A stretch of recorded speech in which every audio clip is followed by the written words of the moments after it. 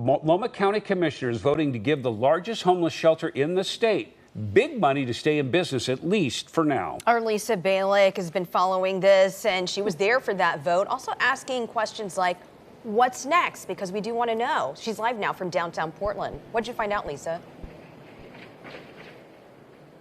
You know, Bybee Lakes was shunned by the county when it first opened. The former county chair refusing to give it any tax money, saying she wanted money spent on permanent housing to go that direction. Now, though, they're opening up the purse strings. The question is, for how long? Aye. Commissioner Jayapal? Aye. Multnomah County commissioners voted to give the largest homeless shelter in Oregon a $1.5 million grant to keep operating through December. The North Portland shelter in the remodeled former Wapato jail provides emergency beds and transitional housing, helping people get services, jobs, and permanent housing. Many are seniors or moms with children. Bybee Lakes has 175 beds, but just over 100 are filled right now. They stopped taking in people a few weeks ago, saying they would run out of money this month, operating with private donations since opening 3 years ago. But Bybee Lakes donors say they want the government to step in with tax dollars. Now with the county commitment, Bybee Lakes will restart accepting new people into the program. Right now what the funds are covering is the 175 beds.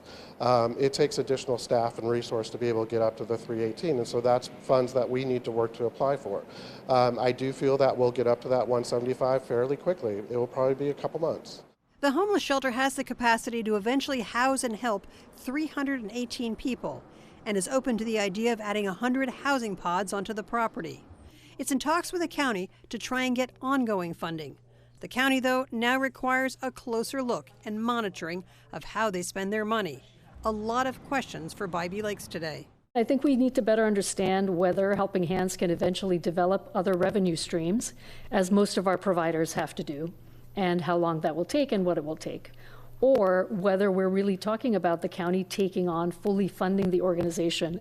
Afterwards, I asked the CEO, what's the funding plan going forward? We didn't want to just kick the can down the road and have it be winter, and now we have to put senior citizens out on the street, and that's not something that we want to do. So we feel that this partnership that we're creating is giving us the opportunity to access those funds. You know, you have to keep in mind the county used to own this particular property, the Bybee Lakes property, and it was $58 million is what the county spent on it to build the Wapato jail, a jail that never opened because they never funded the staff positions.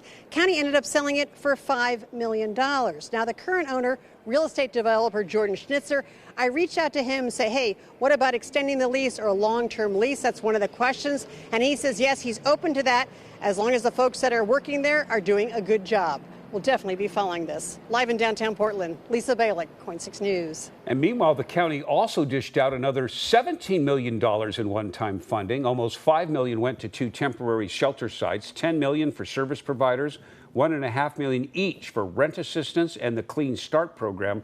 Now, Commissioner Sharon Myron voted against the plan, saying the plan was focused on getting money out too quickly instead of effectively. The plan did pass 4-1.